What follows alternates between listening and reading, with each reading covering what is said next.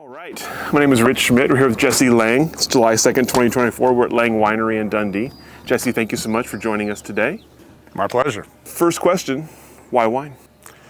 Well, to some degree, I'm a child of wine, growing up in toggling back and forth between Santa Barbara County and the Dundee Hills of Oregon's North Willamette Valley here.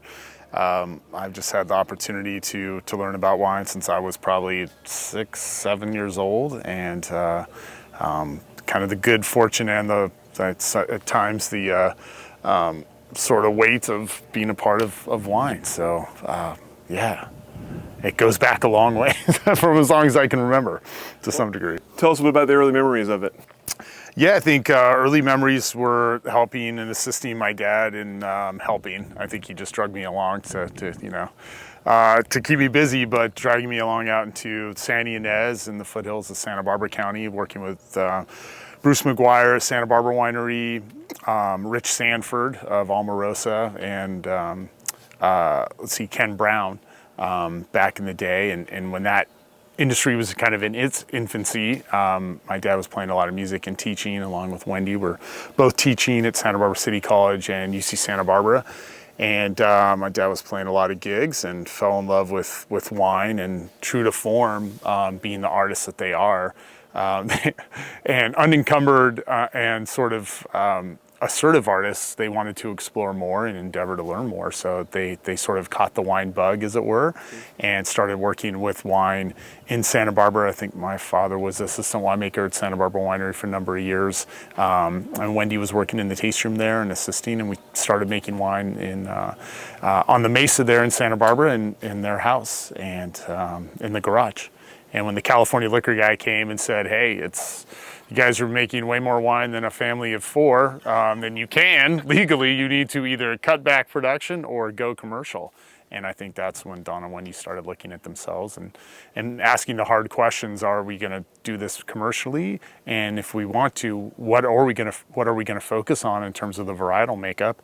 And what are the wines that really inspire us, varietals that inspire us here in the New World? And that was a short conversation. All those questions led towards Pinot Noir. And when they asked themselves, what kind of wines they wanted to make, it quickly oriented them towards the North Willamette Valley. Shockingly, 40 years later, here we are. So yeah. What were your impressions of the work or of the people as a child? The industry was I loved agriculture. I loved being outside. For me, it was really physical, a lot of movement, and I just loved watching things grow and being able to craft something that has longevity, is a sense of place. And wine can be a reflection of the place it comes from and the people that make it both. And I mean, as a kid, I think I just liked being outside. I wasn't really overthinking, the potential of wine here in the Willamette Valley or the potential of Pinot Noir being ascendant. None of those things were really on the table or really there. It was really about just falling in love with being part of a farm, I think, to a large degree. I mean, tractors are cool. Ford pickup trucks are cool. All the implements are cool, for sure. Harvest, all the machines, bladder presses, crusher destemmers, all the hoses, pumps, ladders, tanks, all those things I think I find very intriguing and cool, and they're physical, right? So they're not elemental or fleeting. They can be in front of you. So when you actually craft something that people share with their friends and family that they enjoy, there's a sort of a special kind of unique element to that, and I think that's really intriguing and compelling. As you were growing up, did you think you would go into wine? I mean, not really, because there wasn't the industry now is a lot different than it was then. Now I kind of think of it as especially here in the Dundee Hills, it's a much larger industry than it used to be. It's very much arrived on the world scene, but back when we had the taste room in our house, it wasn't like that at all. I mean, we had the taste room in Don and Wendy's basement for 12 years, from 1987 to 1999. So literally, if you were tasting the wine, you were in the basement of the house. My shower was downstairs in the public bathroom. So I'm a little basket under the sink with my toothbrush and accoutrements in there, and so it wasn't like this then. And not to say that it's not better or worse, it was just different. So I'm not sure that there was like a foregone conclusion. But for me, the ag thing was really instrumental and very much a draw and very attractive to me.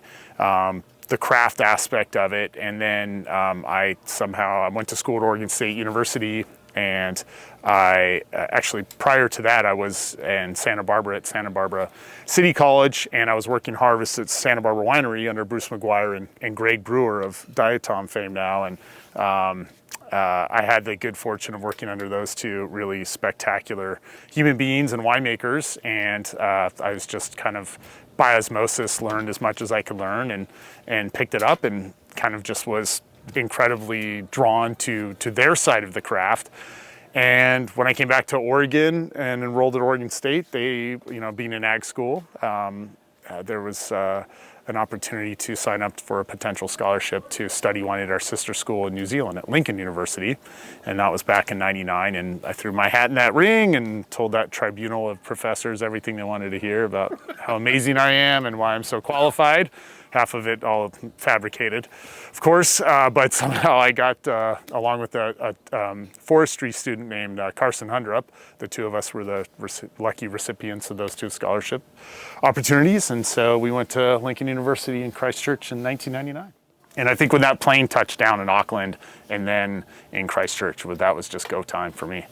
I think that was, it wasn't like I needed to go to my first class or my first, chemistry 401 class literally put it over the edge, but it was just really being there and being with people my age, younger college students, and just having that sort of collective kind of beehive mentality about wine was really, for me, inspiring, and I think for me sort of set a directional tone on what I kind of wanted to do. So tell me about the experience in New Zealand. You had a little bit of experience under your belt. You weren't a total greenhorn. No. What was it compared to what you'd done before?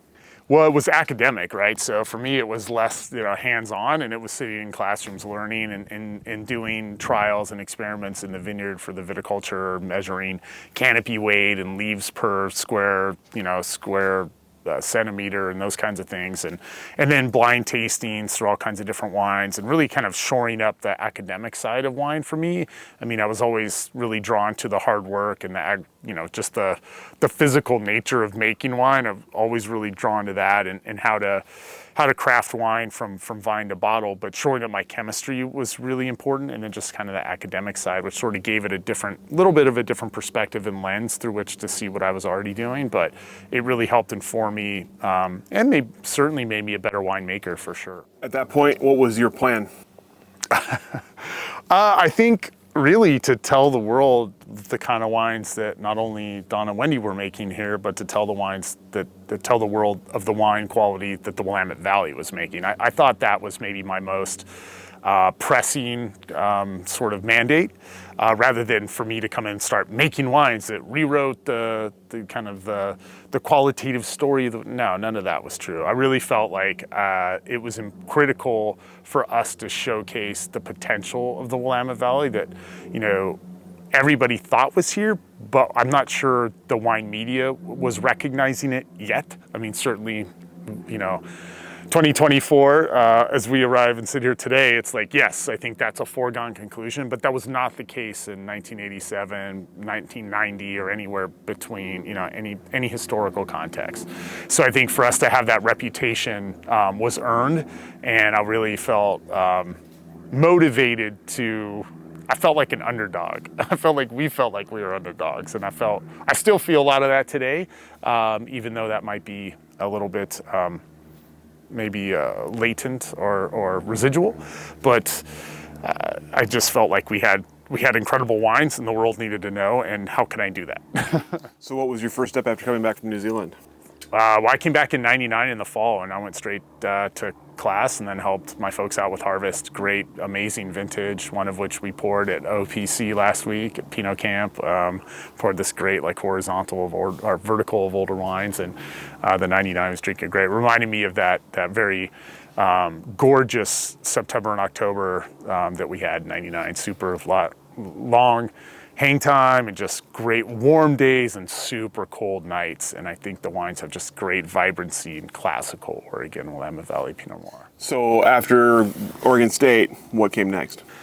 Well, I graduated and it was just kind of game on. So I came, I was working in the tasting room and doing some ag and helping my folks out at Harvest quite a bit. So a lot of that during the summertime.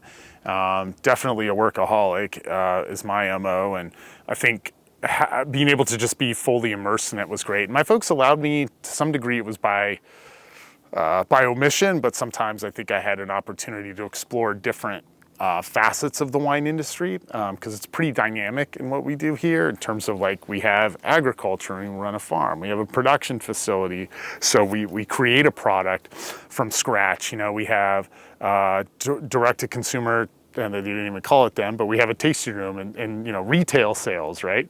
And then you have all your wholesale distribution network. So I did a lot of distribution management, and for a long time kind of built our distribution network throughout the United States, and some export too. And that was a learning curve, to be sure, working in the 3-tier system as a young person without a lot of distribution.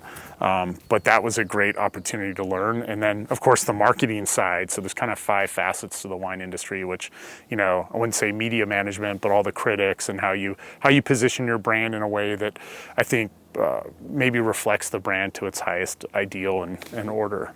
So being able to explore all those different facets, I think, is one of the beauties of being second generation and having a chance to help grow something that was already started.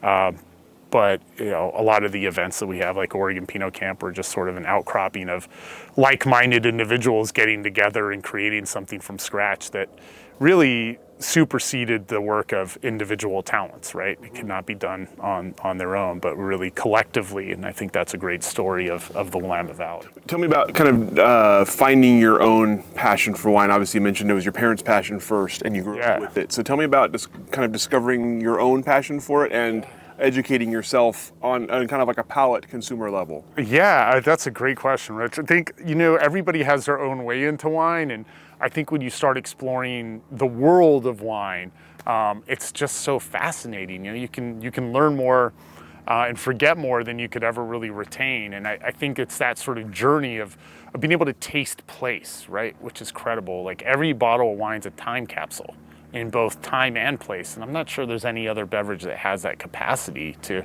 transpose you from one, in your current state of being, to a vintage or a year, and a given place. And I think wine is just so incredibly unique and captivating in that way. And for me, it was really a lot of that's the same story. It's like being able to be transported into a different place, and being able to taste like a 1991 Brunello and be like, okay, this is from Montepulciano, and this is from this little township up there, and like, this is mostly Sangiovese, if not entirely Sangiovese. And I think those things for me are just captivating. So tasting, old vine Riesling from the Mosel, the Rheingau, or, even old Malbecs or Australian Shiraz or old Burgundies and Bordeaux's and Syrahs. And it's just, for me, it's just fascinating to go to those places. And I think for me, just tasting through those different wines and trying to explore them, making it a mission to understand them and training my palate to be more worldly in a wide spectrum instead of just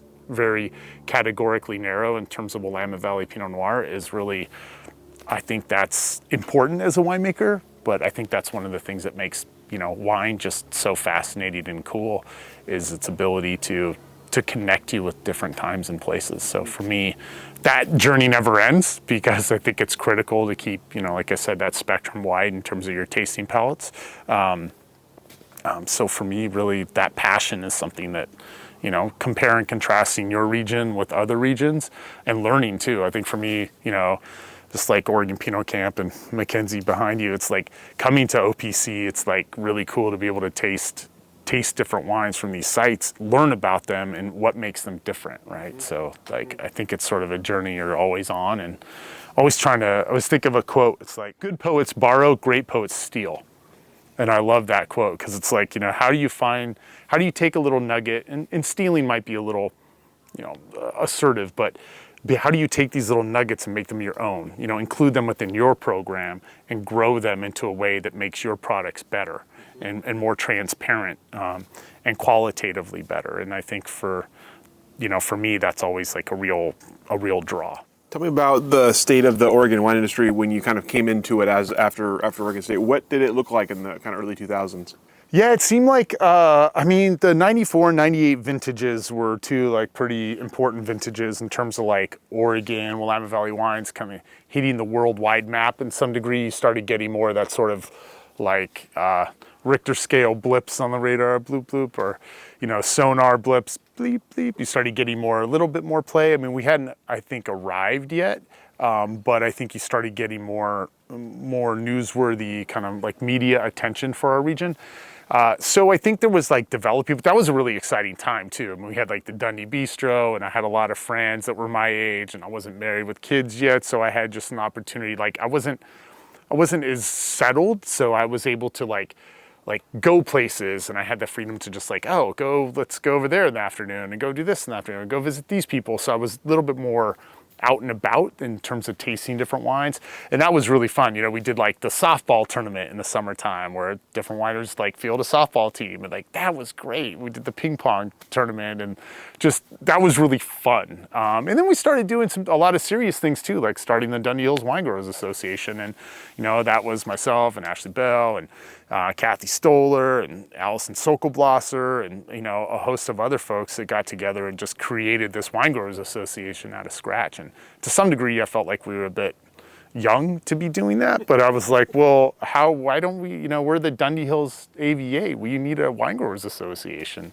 And learning about how to do that, took a trip to Napa to understand how they started the Napa Valley Wine Growers Association. And Gary Andrews was kind of instrumental because he had actually helped, he and Nancy Andrews had helped start the Napa Valley Wine Growers Association.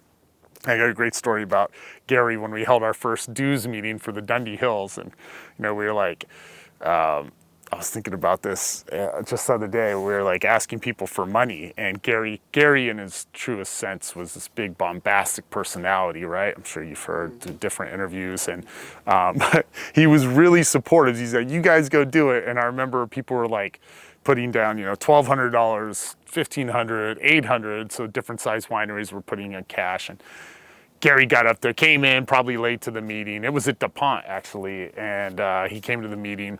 And, he was like, I'm Gary Andrews, owner, operator of, Archery Summit Winery. And he put down like a check for like 10 grand.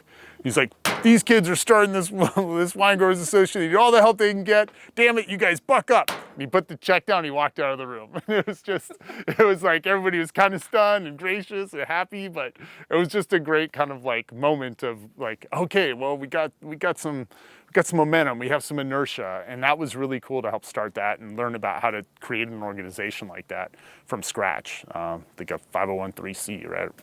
So that was really cool. And then, being part of the group, winery group that started Oregon Pinot Camp in the year 2000, that was just an incredible journey too. And I think they asked me to be on the board of directors back in, I think it was 2005 or 6, and I sat down at that table, and it was like, Diana Lett from Irie Vineyards. It was Harry Peterson Nedry from Chehalem. It was David Adelsheim. It was, Susan Sokolblosser. It was Nancy Ponzi, and all of these just, it was Adam Campbell from Elk Cove. And I remember sitting down at that table. I don't think I said a word for the first like 8 board meetings, just incredibly humbled by these people that I respected so much and certainly put on a pedestal that would ask me to be on the board. And I felt, I was the youngest person there by far. And I just felt so, I don't know, a little out of place, but really humbled that they would ask me to help be a part of that group and of decision makers for our industry.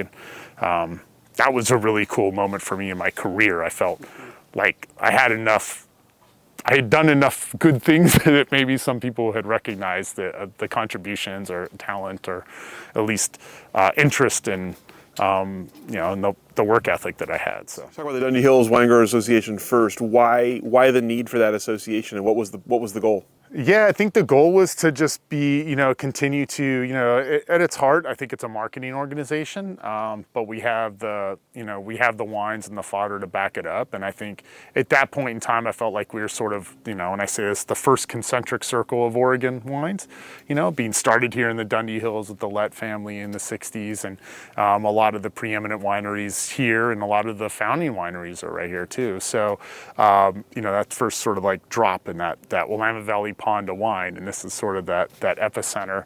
So I wanted to just make sure, and we felt, the names I listed earlier, wanted to make sure that we, sort of parlayed that into some of the marketing. And at that time, the WVWA wasn't thriving in the way that it was today. So we felt like that it was incumbent upon us we felt motivated to make that happen. Were there any, what were the kind of the victories or the early successes for that? I think just some of the media successes that we had, and we had that passport event. People would come to the hills here and sign the passport. And you get different stamps to go cruise around. And I remember that. Yeah, that was really cool. We took the Dundee Hills AVA to the city. I think we did a number of yearly event in Portland. We did a couple in Seattle. And I think it was sort of like, very organic, but it was powerful and it was working. And, I have since ceded a lot of those responsibilities many, many years ago, and the group now is doing even better things. So,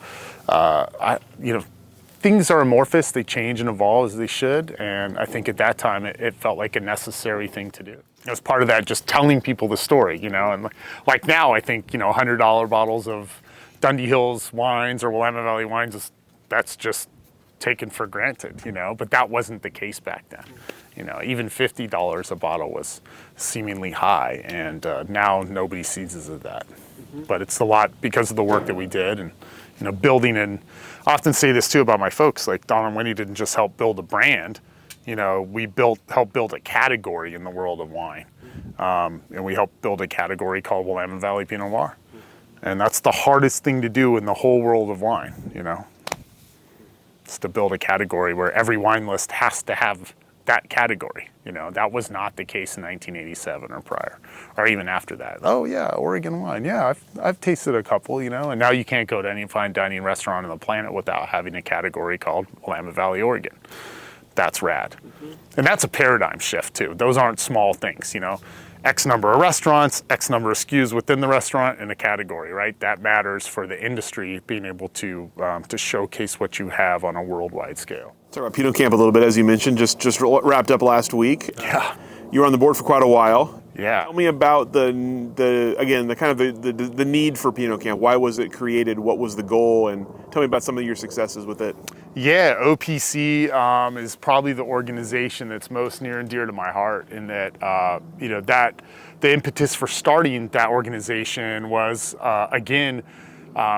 in the world of wine, I think a lot of the sommeliers and a lot of the wine buyers traditionally, they have hundreds of wine, thousands of wine brought to them in their location and location of business every day, every week, every year.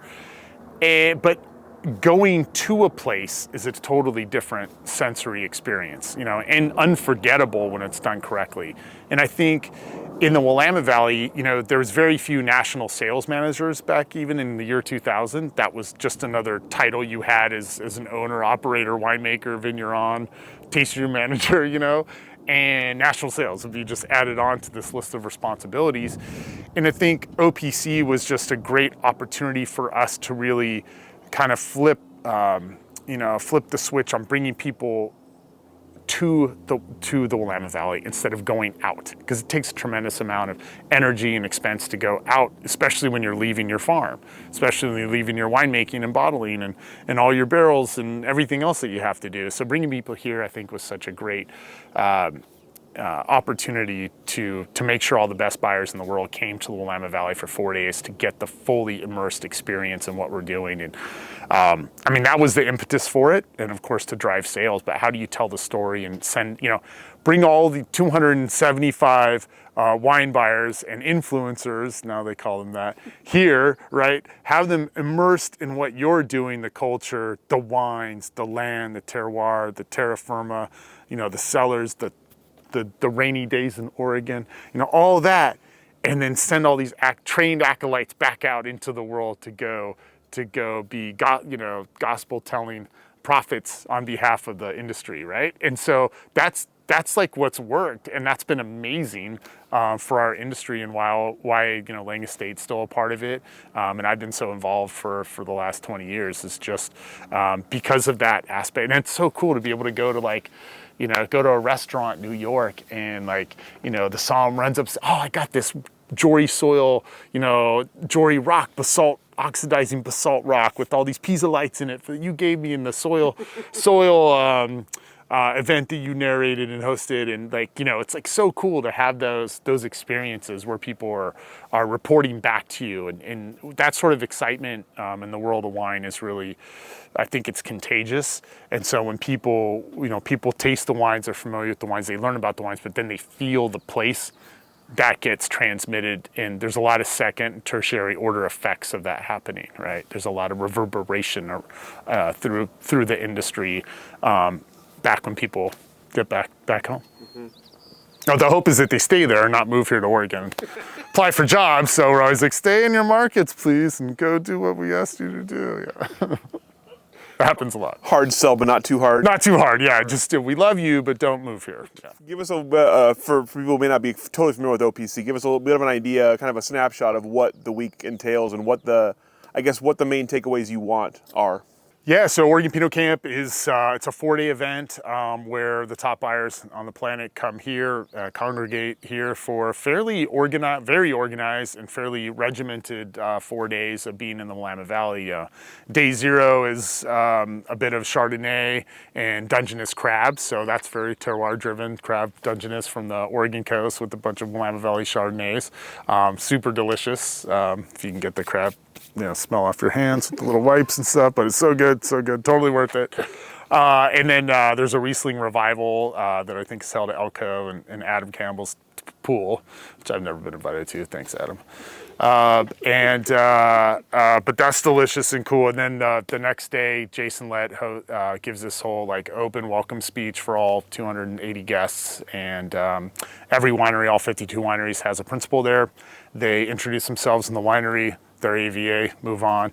So that gets over pretty quick, and then we send people to the first geology seminar. So we dig soil pits, so something I helped create a while back is this soil seminar. We dig these 10-foot soil pits and really step them out so people can go into the ground. They don't just feel the rock, but they literally are underground, and they can see the topsoil, all the parent material, and all the oxidizing basalt below there for the Jory soils and marine sedimentary. And for me, that the soil type's really cool because it's one of those aspects of terroir that's it's physical, it's tactile, right? And so a lot of this is clone and aspect and degree days, and you're like, I can't taste that, I can't feel that. It's amazing, but it's academic. With the soil, you can really feel, and I have people come and they're eating the soil. I'm like, okay, can I eat it? I'm like, yeah, you can eat the dirt, that's cool.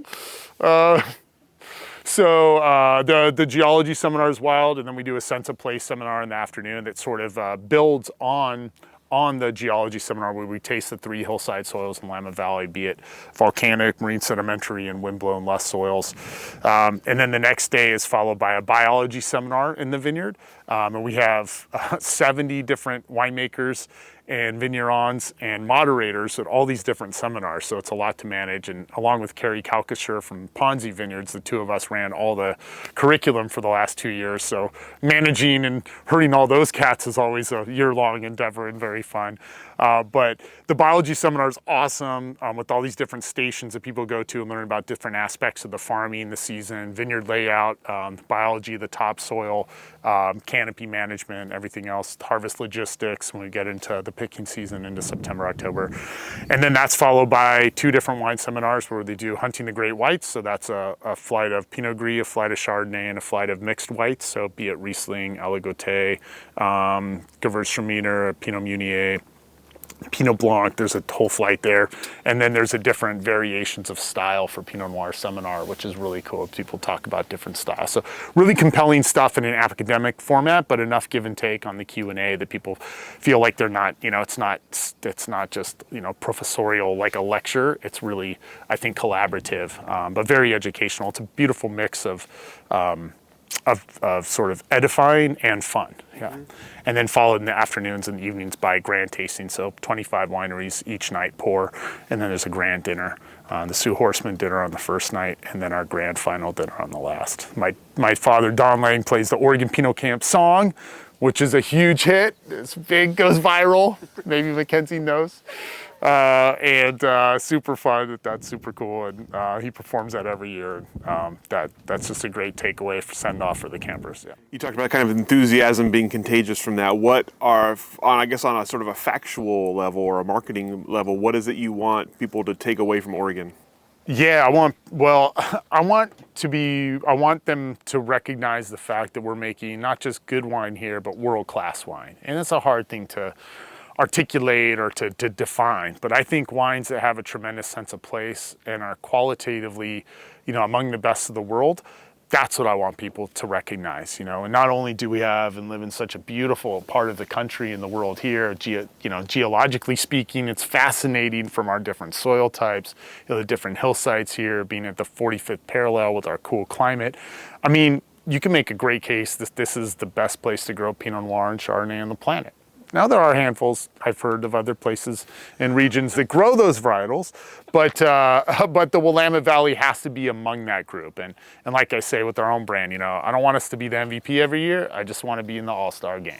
I want to be invited to the All-Star game. That's where I expect us to be as a region and a brand, is to make sure we're part of that group that's recognized to be some of the best in the world. And I think the wines bear that out, and I know my colleagues do in terms of their commitment to making fine, high-quality wines. And that's what I want people to recognize. And the fact that we live in such a beautiful place. I mean, people come here to the Willamette Valley, and they're like, "I just thought it rained here all the time," and it's amazing to have the sort of water holding capacity that we do to give us all this green growth and this warmth in the summertime. It's an astounding place to grow anything, including vinifera. Tell me about some of the other leadership roles you've held. Obviously, it's something that's important to you. So let's talk about some of the other organizations you've been part of. Yeah, I mean, OPC and Dundee Hills for sure. I'm sit on a couple advisory boards, one for the Freshwater Trust here in Oregon, and they're a group that supports freshwater all up and down the west, riparian zone management, water conservation with farmers and a lot of different stakeholders. That's been a great group led by Joe Whitworth and his team there. Native Fish Society, Deschutes River Alliance, we do a lot with, a lot of organizational support for Salud, the Salud wine auction. Maria Ponzi and I emceed that together back in the day, and that was a riot because there's few people I'd rather do that with, and she's super cool and so much fun, and we had a blast doing that. They haven't invited us back, obviously, but I think we raised a lot of money, so that was the key. But that was super fun. I can't even remember when that was, but she's a riot, and well, you guys know her, but she's a powerhouse. A number of those, and I think really just being here and doing, making great wine and growing great grapes is, I almost call it a grind, but to sort of eke out the qualitative increments to make great wine is incrementally more difficult, and that's where the magic is. That's where the challenge is to maximize the potential of every growing season. Every single one is different, and everyone requires a different, marshaling of resources and experiences to farm appropriately, and then make sure we take that quality to bottle. So, in terms of a couple of the other, The Grail was a great book with, Brian Doyle wrote that book.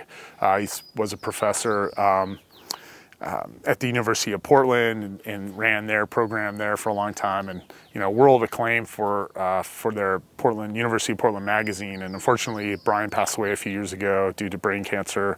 Really sad, and I spoke at his wake, and I had a chance to meet Brian and Mary. I was waiting tables at Red Hills Provincial Dining down at the bottom of the hill after run in the tasting room here during the day. I'd race there, change clothes like Superman, and go wait tables till 11 o'clock at night, and do that 2 or 3 days a week. Super fun. I met them, and he asked to do an article about wine for the University magazine at UP, and it turned into a book and became the Grail. And that was a really great experience for me and my family to have him ride shotgun on our endeavors over the course of a year and a half, and seeing wine from literally bud break all the way to bottle. And that was cool too, to have some of the media sort of resultant media attention for that. And one of the other things was the V is for Vino program with Vince Anter, which is like pretty widely regarded streaming wine show on Amazon. And I had a chance to meet Vince in Santa Monica, of all places, at Wally's Wine.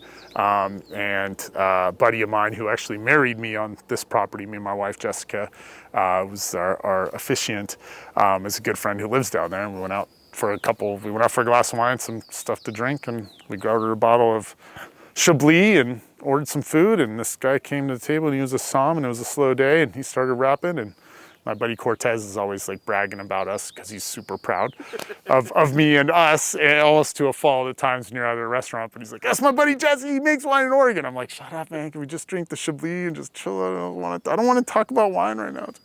And turned out it was Vince Anter, and we hit it off. And he came up, I think 7 months later, and recorded his first Oregon program on the Willamette Valley, and it was really, really cool. But some of these things just come about organically, and I think that's one of the sort of really great sort of outcomes of an industry that has a real accurate, true and authentic story to tell, with the kind of quality of wines we have to back it up. And there's certainly not things I went looking for. There's things that bubbled up, organically and naturally, and we're the recipient of that. Well, and we have to talk about the Oregon Wine Country Half Marathon. Oh yeah, Dundee Hills Half, yeah. Dundee Hills. So tell us about that. Yeah, the hiking and the breaking part. Yeah, it's pretty fun. So we started that in 2010, I want to say.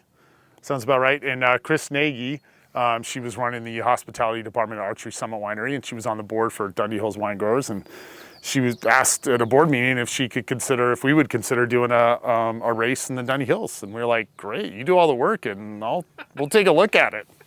And to her credit, she attacked it like she does everything, and she did all the research, and she literally created the Dundee Hills Fueled by Fine Wine Half Marathon here. Super successful. We have over like 1,200 people come here from all over the United States and the globe to run the race in the hills. And like our tagline is, you're not going to post your best time, but you'll have your funnest time, because it's literally the elevation gain and loss is pretty substantial. And I think 60% of the run literally is through vineyards.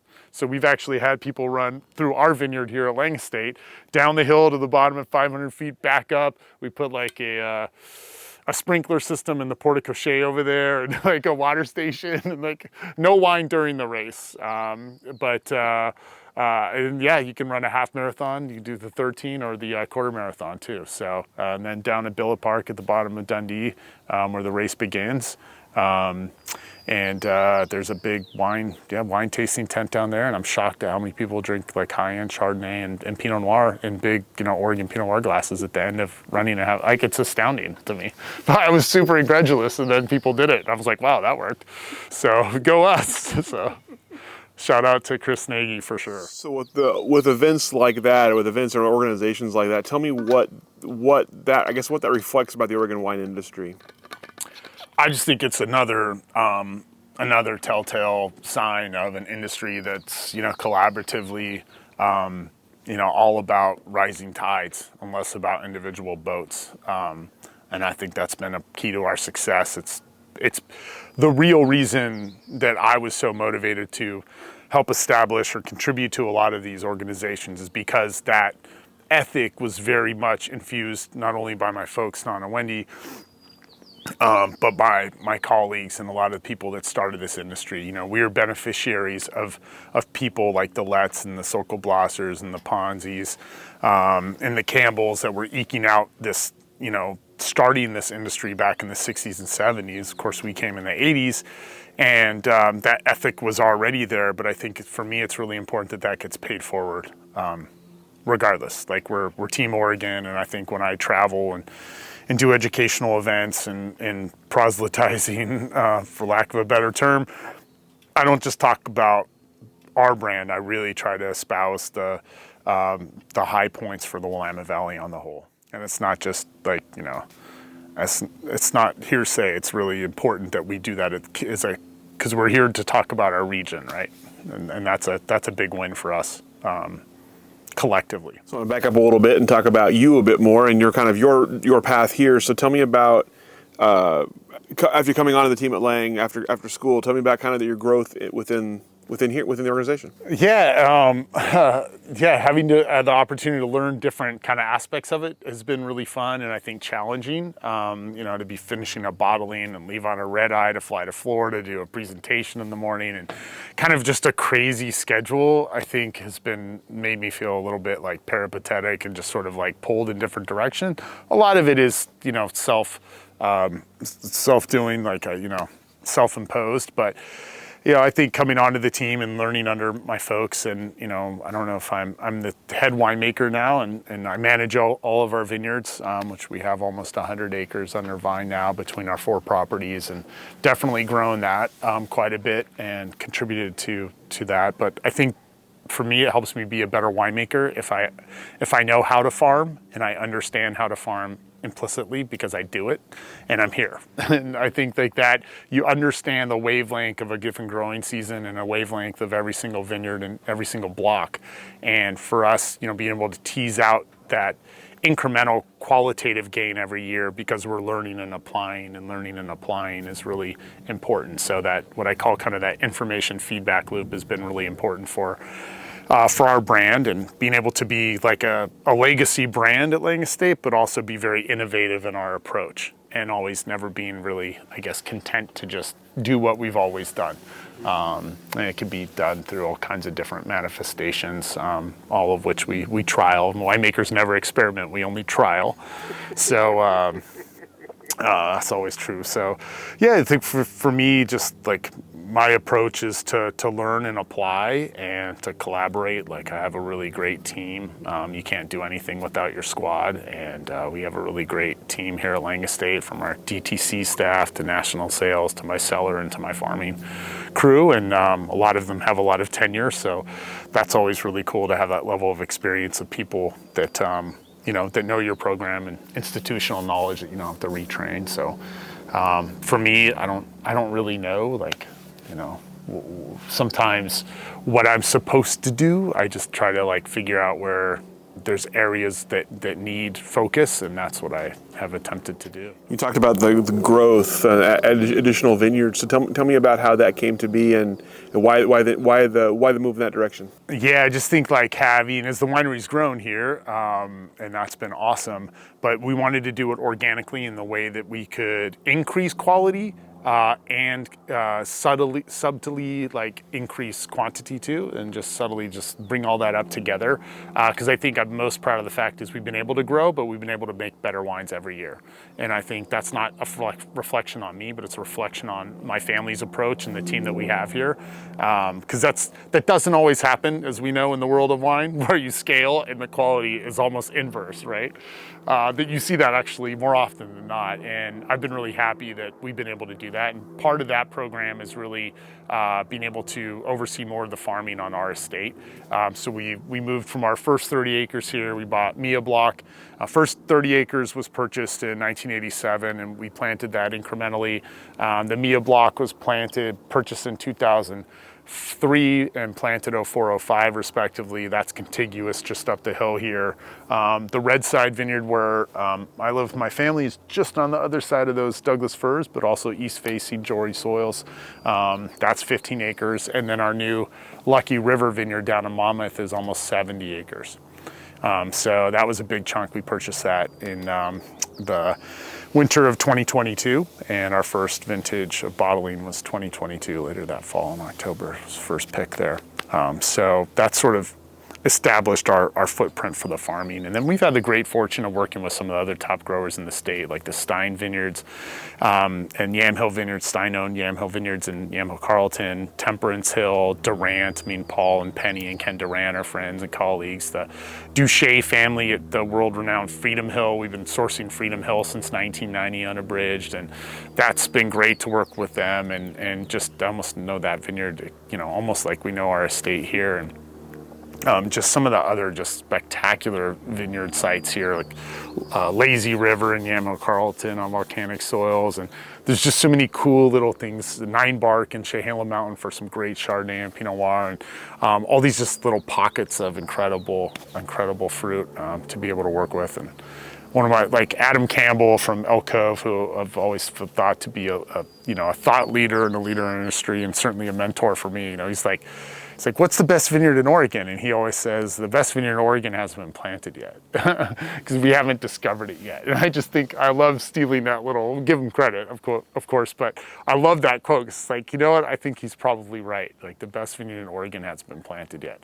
So this area just has so much incredible potential that's still not yet fully realized. And hopefully, to some degree, I hope it never gets there. But the cat's out of the box in terms of being recognized worldwide, and you know, just it's a different, and as it should be, a different industry than it was 40 years ago. What have been some of the biggest sort of highlights for Lange and the brand since you came back in the last 25 years or so? What have been the biggest sort of milestones along the way? Well, getting the taste room out of the house was huge. That was in '99. So credit Wendy for that program, and building the new building. And since we built the West Wing in 2006, this building in 2018. So this is Lange Winery 5.0, I say. And so it didn't always look like this, but it's hard to parlay it on people that don't understand. They're like, here, it's Wine World. You just boom, poof, there it is. And there's a lot of wineries like that, but that's not how we came to be. So in terms of milestones, I think the buildings are really important, being able to grow organically with our production, and all the wines are made here on premise. So that's superb, and we love telling that story. But I don't know if there's like milestones, you know, honestly, like things that stand out, like we got some award. And I think there's a little bit of a misconception, at least for how we approach wine, in that like if we got a 100-point score, like we just, you know, peace, drop the mic, we're out, you know, like that's not the goal. That's not the focus. And I always say, like, I could make higher scoring wines tomorrow if I tacked our winemaking that direction, right? That's not the goal. The goal is to make great wines every year, but great wines with the sense of place and varietal typicity. And I think that's really key for us. And wines that have real authenticity, not just, lip service on authenticity, not marketing authenticity, but wines that have authenticity from where they're grown and how they're made is really key for us. And building, you know, customers one by one rather than just a fleeting flash in the pan type. You know, we impressed one critic. It's like, that's not the goal. I think to some degree I reflect that in the way that my folks are, which is like the critics got to impress us first. Like, you know, like we're the ones growing the grapes and making the wines here. We're here all year. You know, critics come and go. But we're here all the time, and same with all the people grinding it out on the farm every year and making great wines every year. I think that's where the real story is. You know, we have critical acclaim, but that's not what we focus on, and that's certainly not like in our corporate mandate. We don't even have one. You know, like it's really about making great wines every year with the sense of place. I think is our, you know, that's our North Star. Mm-hmm. We're talking a little bit about 2020 and the challenges from that year, and sort of, I guess, sort of your approach to and takeaways from. So, obviously, 2020 had the pandemic to start with, and a rough harvest to finish. Yeah. Tell me about your memories from that year, the decisions you had to make, and I guess sort of the takeaways from the year. Yeah, I don't remember anything on purpose. No, I blocked that whole thing out. That was a shit year, if I can say that on camera. It was that year deserves and requires that word. That was a really tough year for me personally. not just the ag side, but like we had the pandemic, which was crushing for tasting room. We just built this new building, crushing for a lot of my friends that are chef owners of restaurants. Our brand is mostly on premise, so we're really featured in wineries rather than retail, or restaurants rather than retail. And so that was really tough to just go through all that with them. And a lot of my friends here that are restaurateurs, right? And just watching that was really hard. My wife works labor and delivery at St. Vincent's in Portland. So she was literally on the front lines, pregnant with our second child. And I'm at home with our first, who, God bless her, she's amazing, but holy heck, she's a handful. Skylar Jean Lange, my daughter, my fire-breathing dragoness of a daughter. She's amazing. She's incredible. Awesome. So there was all that going on. We had one of my longest tenure employees died of cancer. Ben, he was 26 years old. That was really hard to have him go through that again, have his cancer come back and non-Hodgkin's come back and kill him. That really sucked because he had 2 young boys. And then to cap it all off, we have one of the more challenging harvests ever. And that was just a really incredibly difficult year. It was amazing growing season, and then right at the end we had some wildfires, and you could see the cloud. It was like the cloud from the Never-Ending Story just coming at us.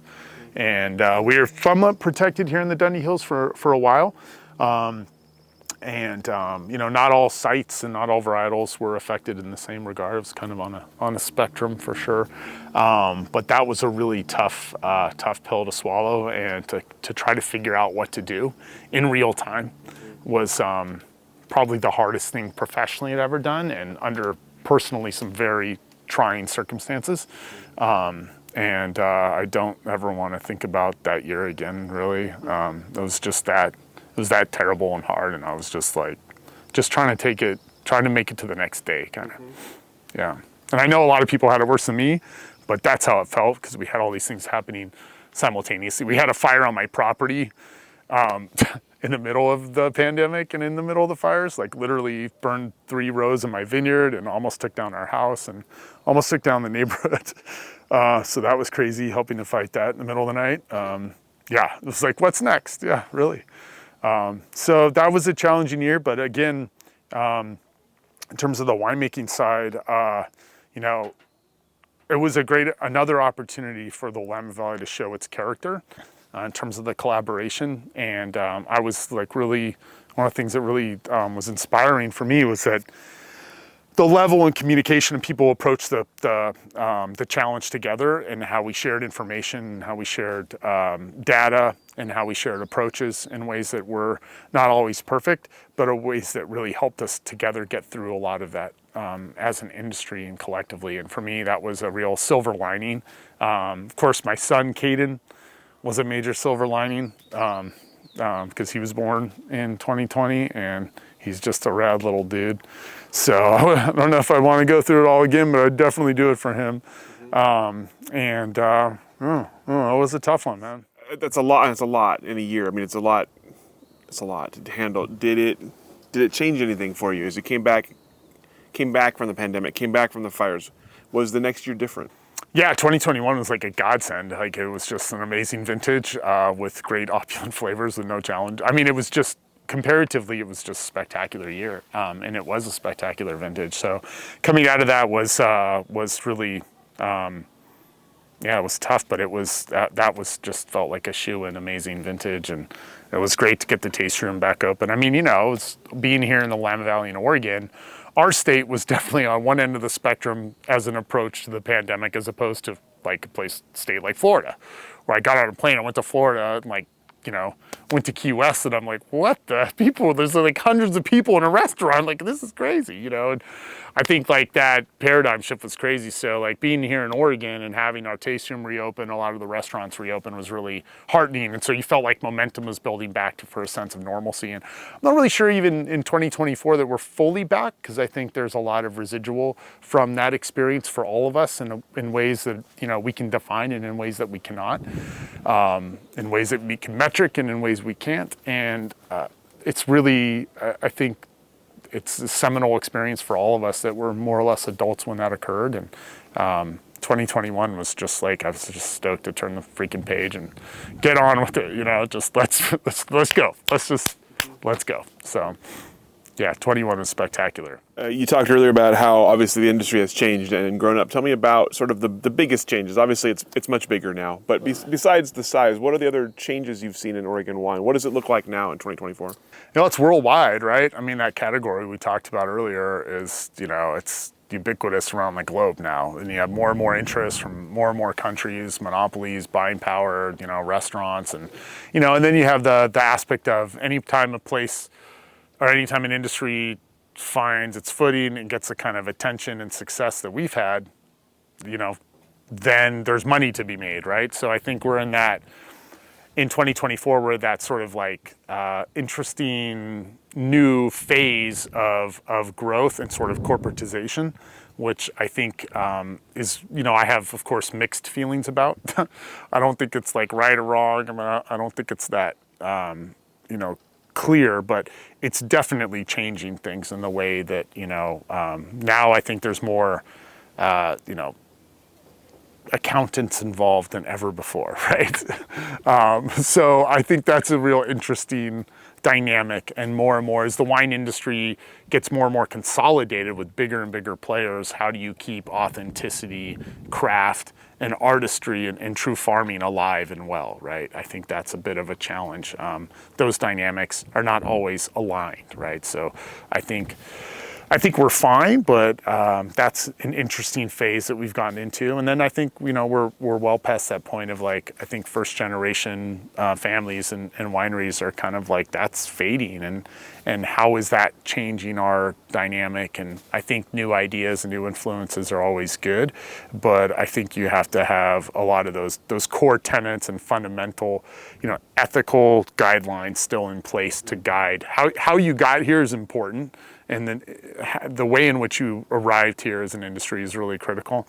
And how do we keep that alive and well into the next phase? And I think that's part of my challenge. I think that's part of a lot of the challenge for our colleagues, and not just to who's the newest flashest in the pan, right? I think that becomes wine world in this weird, just sort of like cross between marketing. It's just marketing and ego rather than farming and quality. And I think like those are things that need to be wrestled with, and maybe I'm always trying to think about how to keep it back to farming. I think that for me, you know, wine is grapes that are grown from a ground and tell a place that even winemakers can barely screw up sometimes, you know, like I think that's rad. It's back to what makes wine so amazing as a beverage and so unique as a beverage, is being able to tell that story from the ground up. And that's certainly what I'm about. And I think that's what a lot of my colleagues are too, still about. Well, what is the next phase then for Oregon wine? Where does it go from here? I wish I had a more articulate answer for where it goes from here. Part of the future is not knowing what's going to happen and embracing the chaos that it brings. And I think, you know, the wine industry in 2024 year has a few headwinds in terms of, you know, the wine industry being, wine has alcohol in it, but I don't always think of it as an alcoholic beverage, if that makes sense. I think of it as mostly water with flavor, and alcohol is a byproduct of natural grape fermentation. You know, so I think, you know, with that, and I think the upheaval in the restaurant industry has had some challenges for fine wine for sure. But I have a lot of hope and a lot of optimism, and this is just another little bit of a phase with the, you know, wine as a beverage has been around thousands of years and has attained this level of cultural significance because of its importance, and I think primarily because of its ability to bring people together. I think wine is made to be shared, and wine's to be made to be had with food, and those things are about community and collectivity. And for me, it's about bringing people together, and that's what I think wine is. Wine is sort of a beacon to bring people together and to tell a story of time and place. I think that those two things are the most important aspects of wine for me. And the best wines I've ever had, or anybody's like, you never have the best wine alone by yourself. You know, they're like, who wants to drink a great wine on your own? The best wines are for sharing. And one of my favorite things to do is get everybody together and then just like open all the good wines and have like half a glass of each, you know, that's what I want to do. Cause like, you know, you could taste this wine over here from, you know, Brunello, and then this wine, and just all these different great, cool wines that you can taste. And like, that's neat. It's not really about the drinking. It's about the experience of tasting a flavor and a profile, an acid profile of a given place in a given year from a given house and region. And, you know, being able to do that with friends and discuss them, you know, that's kind of cool. So I hope that wine, I guess my short answer is I hope wine does what it's always done, brings more people together, because I think especially after the pandemic, we need to bring more people together. And I think wine can be a collective, a force for the collective good and a way to bring people together, you know.